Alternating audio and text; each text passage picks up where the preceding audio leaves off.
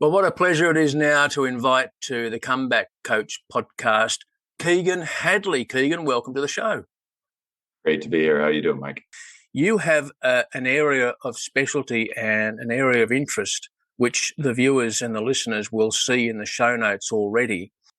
You're a Doctor of Occupational Therapy, specialising in psychological treatments of physical injuries such as a torn ACL in the knee. Now, how does somebody become a specialist in psychological treatments for physical injuries? How did that come about? Yeah. So how I did it, I suppose there's not many people out there who are talking about this, but my angle, I guess, is I was an athlete for a long time. I played American football for almost 2 decades and through college and then briefly afterward. And due to that time in the sport, I tore both my ACLs. And I noticed that psychological impacts of these injuries are much more difficult than people give, credit to. And a lot of times that's what actually holds people up from returning to their previous level of sport. It's something that hurt me dearly. And I was in some very dark places due to those situations and kind of the snowball effect of these injuries. So I wanted to make sure that no one else was in that situation alone like I was. Coming back from such physical injuries, particularly when you're playing sport at an elite level and a high level, such as you were for 20 years, it just fits in perfectly with the whole theme of the Comeback Coach podcast show. And so there is the mental and psychological aspect, as we will get into, apart from the actual physical recovery. So first of all, a Doctor of Occupational Therapy. What led you to that? Is it because of your ACL injuries that made you take up studying to be a Doctor of OT? Yeah. So my background with my educational decision was one that I spent a lot of time trying to figure out what exactly would fit me the best, what would keep me happiest the longest, because I'm one of those people who love to learn, continually. So I was always stuck between physical therapy, because obviously I was in physical therapy quite a bit due to football, whether it be, various injuries like my knee injuries. But I also have always struggled with mental illness, since I was a freshman in high school, I would say. So that was always, very near and dear to my heart. I have a number of, immediate and extended family members that also struggle with various issues. So it's something that I've always been very passionate about. So I had to kind of marry the best of the two. And then that comes together in occupational therapy, where we treat the entire individual, all of the context, not only the physical aspect, but the psychological, emotional as well. So it was a perfect marriage for me. So I'm able to attend to all of the different facets of physical injury in this case. There's a few paths that we can go down here. The physical injury part of the ACL. And by the way, for the benefit of our viewers and listeners, what is the ACL? Yeah, the ACL is a ligament that connects the femur, which is the main thigh bone, to the tibia, which is the main shin bone. It's essentially like the brakes in a car, almost, I would say. Stops the femur from moving forward translationally on the tibia, which keeps your knee joint stable. So it's a stabilizer, and it's a very small. It's about an inch by half an inch. It's a very small little ligament, and if you've never torn it, you probably have never given it more than a second thought. But it's one of the four main ligaments of the knee. You have the anterior cruciate ligament, the posterior cruciate ligament, the medial collateral ligament, and the lateral collateral ligament. So you can just imagine how painful that. Well, hang on a minute. I can't imagine how painful that is, because I've not done it. But you tell us how painful it is. You've done it twice. As far as the pain, it's actually a very large misconception. Is generally when you see a big hulking athlete getting carried off with on one of those stupid carts, and they're crying sometimes, and you always think, wow, they must be in a lot of pain if you see that guy cry. And what I can say is that's this kind of proof of why I'm doing what I'm doing, because for me personally and a lot of my clients, it's not a painful injury at all. Imagine breaking a rubber band somewhere in your body that you didn't know you had. And it sometimes does knock you off your feet, because it's hard to explain, but it's an audible pop when your ACL tears. And for whatever reason, especially if it's a non-contact injury, it can kind of take you off your feet. People like awkwardly fall because something like gave out on them. And that's the crying is actually loss of, they know deep down likely what the injury is, and they know how long it'll take to get back and how much time they're going to lose or opportunities within their sport. So, well, you've just thrown me a curve ball, because I've sprained ligaments, and it's bloody painful. But you're telling me that to tear an ACL ligament in half, it's not so painful. I know pain is subjective, is it not? yeah, I would agree. And actually, I've torn my MCL as well. And that was, so we're going down two different tracks. So the MCL actually was much more painful for me to tear, because it was due to a physical injury. Someone, an offensive lineman, hit me on the side of my leg, and my leg collapsed inward, tearing the medial collateral ligament in a very awkward and very kind of gruesome injury that my coach was nice enough to show me back on film. But that was painful, and a lot more gruesome. ACL injuries are not about half the time, roughly, if you look at the statistics, they are due to non-contact injuries, and it's just like you almost falling down. It's very, if you ever have like an awkward trip and you might kind of ding yourself or something, I mean, it's very minor as far as the pain. It's more of the unsure what happened in the moment, and everyone has different experiences. I have a couple clients where it was the most excruciating thing they've ever done. That being said, they also tore their meniscus at the same time, so it gives a little bit of cloudiness or murkiness as to what's causing the pain, because obviously the cartilage is more of it's a totally different structure. It's the protective unit between the two long bones that we spoke of previously, the femur or the thigh bone, and the tibia and the lower leg bone, the shin bone. So let's just recap. Played at a small Midwestern university in South Dakota.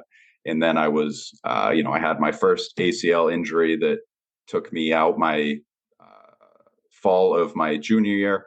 I was actually found to be ineligible my senior year after working so hard due to having too many credits, because I transferred from a large school to a smaller school, which kind of builds in the frustration of my story. I trained extremely hard to go to a couple combines, which is where they kind of put you through a bunch of running tests to see if your size/speed is enough to garner anyone's attention. I was lucky enough to get a agent and get signed by a very small arena football team out of Nebraska. And just before the season started, I kind of got a big break from my agent, and I was able to go try out for the Canadian Football League team in Ohio. It was a private workout, and I was very excited about it. I was able to compete with some, big D1 school athletes. So it was a great experience. But the last rep of that, I actually tore my second ACL. So that was the end of my sports career. And then that's actually, I'd love to say that I have the, insight to learn about what could help me and other people due to just my physical injuries. But unfortunately, I'm definitely not that kind of learner. I have to screw up a lot more than that prior to, bettering myself or being able to help others. So due to my second ACL injury and just that series of events that I just spoke about, I started to have I started to abuse substances. I would be very destructive to my personal relationships, whether that be intimate or family. And it kind of cascaded in a way that I found myself abusing substances, and also in a relationship with who I would find out would be a very severe alcoholic.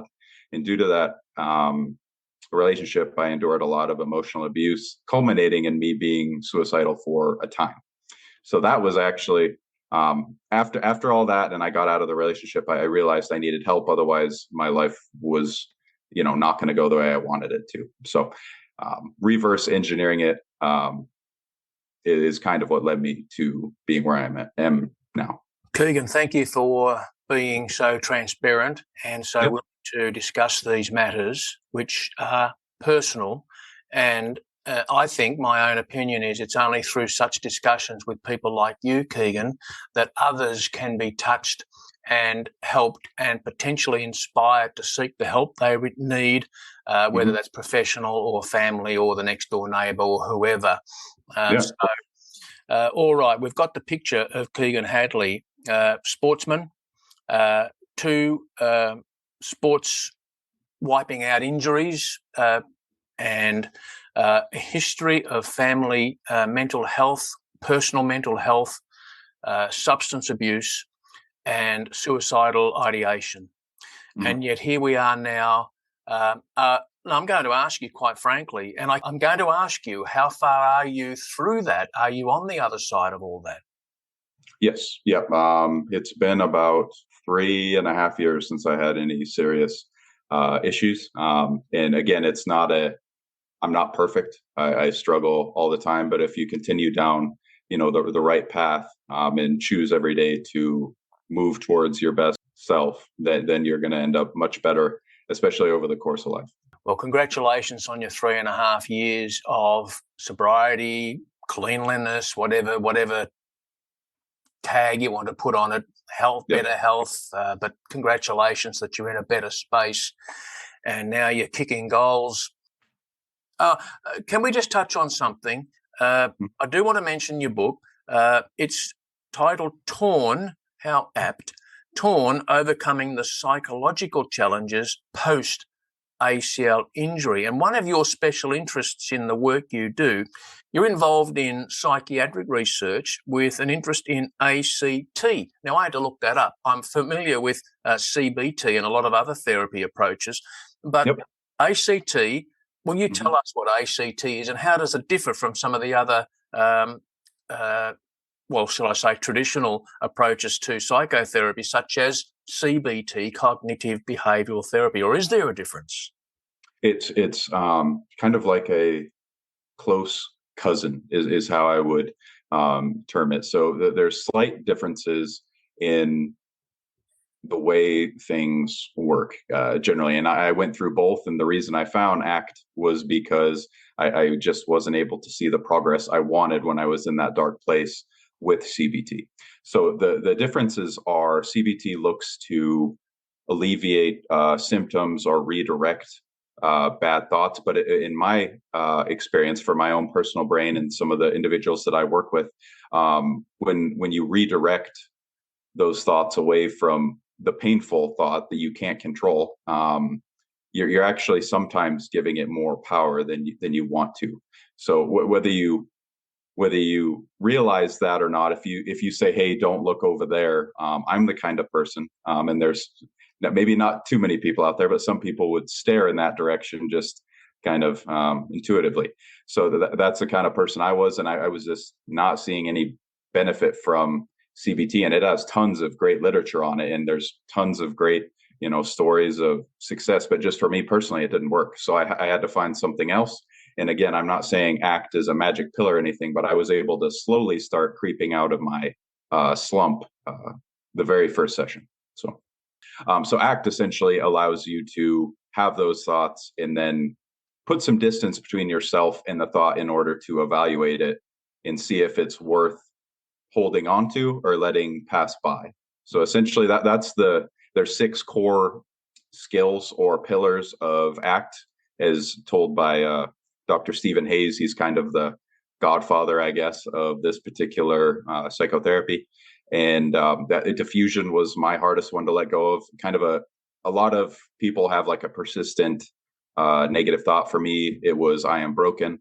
And the difference between CBT and ACT is you try to redirect that thought away if it's CBT, but for ACT, you literally just change it from I am broken to I am having thoughts and feelings that I am broken, which gives you that little bit of space to evaluate the thought and determine whether or not it's leading you toward your goals or values, which is another part of ACT, or not. Sounds to me, and correct me if I'm wrong, but tell me if I'm right, that ACT, Acceptance and Commitment Therapy, ACT. Sounds like it's kind of linked in a bit to the ancient Stoic philosophy of 2,000 or so years ago. Is that right? Yep. One of the skills or pillars that I spoke of is mindfulness. So sometimes that's a bit taboo. You can call it being present in the moment because sometimes there's religious connotations that people don't like towards that particular word for whatever reason. But yes, it does have a long-standing. There's a lot of research behind many different components of it, thanks to 2,000 years of lived experience and also Stephen Hayes. So. I'm going to be looking that name up, Dr. Stephen Hayes. I'm interested. All right, and your book's been on the market there and it's available at Amazon, Torn, Overcoming the Psychological Challenges Post-ACL Injury. It's on Amazon, and I'll be providing a link in the show notes for the listener and the viewer as well so they can check it out. You've got a website as well, I know, and I'll provide a link to that. Keagen, you mentioned a couple of times during our conversation the work that you do. So what work are you doing with clients and where are you doing it from? In a hospital setting or online? Well, how does it work? Yeah. So specifically toward the individuals who have the physical injury and are struggling with it psychologically, I see them much like I'm seeing you now. I see people remotely. I live in North Dakota right now, and you probably haven't been. Most people haven't, but it's decently remote. So I see clients from across the country, and coach them through maybe similar situations that I have been in and how I dealt with it and how ACT helped me. I kind of walk with them through the darkness a little bit. So that's what I've been doing for probably 8 months now, and it's been an absolute godsend. I could wake up early in the morning and do it till very, very late at night and still have plenty of energy. That's for sure. Sounds like that concept of when work is something you love doing, it doesn't seem like work at all. And so, all right, remote work with clients specific to ACL injury. I mean, that's a real vertical market, or is there a broader reach to your work? Yeah. So essentially, I'm doing a number of different things. So I see, again, people struggling with physical injury and struggling psychologically with it. Again, that's a lot of ACL patients, but there's also Achilles injuries. There's also, persistent shoulder injuries depending on the sport. So I see a lot of, different athletes or injuries just from that standpoint. Again, ACL, just because of my background, seems to be a lot of my clientele. But also I help people with the transition between about 80% of my patients are trying to get back into their, passion or their sport. And the other 20% are kind of transitioning, out of being a student athlete or out of being a professional athlete and into the quote unquote real world, because that's a particularly difficult identity challenge, because if you are like me and you identified as a football player for a long time and now you have to wake up and that's really not who you are anymore. You have to be able to self-reflect and find a purposeful way to spend your time for the next how many years. So it's a big problem, I know, here in Australia, coming back to what I know better, and that is that professional sportsmen and women here who have had long and high profile careers, when that stops and if they don't go into media, so the attention is not still there, and so their identity is lost once they come out of the media spotlight and they're not on the field playing anymore. There's a real mental health issue that takes over for many in it, and unfortunately we've lost, and I mean literally lost through suicide, very high profile sportsmen and women here in Australia. Yeah. No, it's definitely an issue that's becoming more and more talked about. I think it's always kind of been around, but thank goodness it's not, obviously not that it's happening, but it's being more and more talked about, because we need to address this. There's obviously quite a challenge in between, the individuals who spend their entire life working out and honing their craft as a sportsman, and then one day, when people ask, what do you do? They can't say that anymore. So diving into who they are, why they love the sport, because you're usually able to, obviously this wouldn't be a first session kind of conversation, but digging into why they love, for me, football. like, why do you love that? Because if you dig down deep enough, you're going to find what truly, gives your life meaning, what has a just passion. You're going to find your passion in that. And a lot of times for me and it's going to be the same for a lot of people I talk to, maybe someone who is one of your listeners. Generally, what I've learned through my experience is whatever causes you the most pain is actually where you're going to find the most passion as well. So it's very common for people to avoid things that have caused them a lot of pain in the past. And that's a huge, obviously depending on what it is. If it's substances or something like that, yes, I agree. But if it's certain situations or maybe like your sport or specific things like that, actually, if you dive deeper into that, you're going to find what you're very passionate about, and you can find your lifelong calling within that pain. Keagen Hadley, former sportsman, 2 blown knees, studied and became a Doctor of Occupational Therapy, has a special interest in the psychological and the psychiatric aspects of recovery and coming back from such injuries, more particularly the ACL knee joint, but others as well.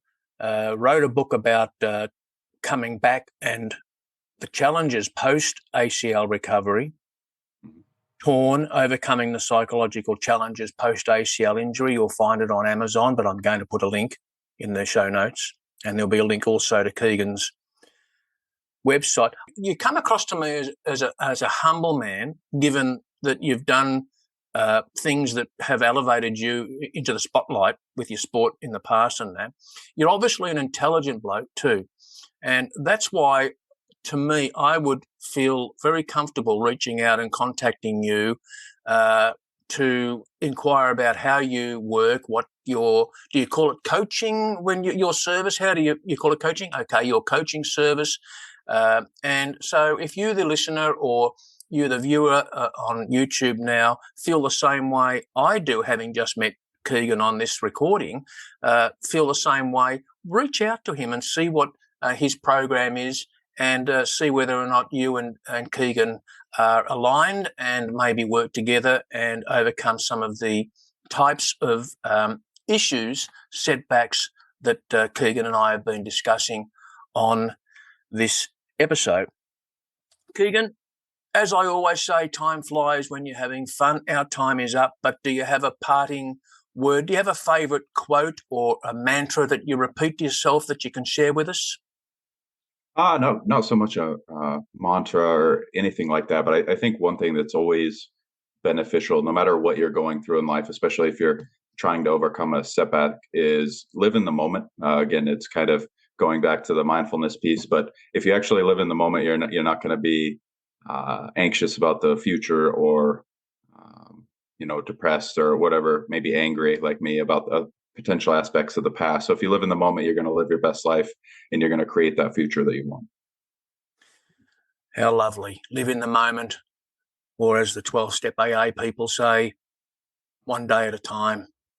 In fact, Dale Carnegie, I mentioned this, Dale Carnegie, who wrote How to Win Friends and Influence People, which is known by a lot of people, that book written 1,000 million years ago. But there's another book he wrote that is not so well known, How to Stop Worrying and Start Living. And in it, he talks about living in the now, and he phrases it as live life in day-tight compartments, meaning shut off yesterday, shut off tomorrow, and there is only today, or yesterday is history, tomorrow's a mystery. All we have is the now and the today. Keagen, nice parting words. I really do appreciate you joining me on the show, and thank you for being transparent and so open with parts of your personal history. We appreciate that, and I'm sure that somebody listening or watching you on this video, Keagen, will reach out to you, will click one of the links, either to look at your book or to even pursue you on your website, and there'll be contact links there, I'm sure. You've got a blog on there as well, and there's other good stuff coming in the pipeline. Keagen Hadley, all the way from where in the United States? Bismarck, North Dakota, presently. Bismarck, North Dakota. And to you, the viewer, and to the listener, this is Mike Searles signing off.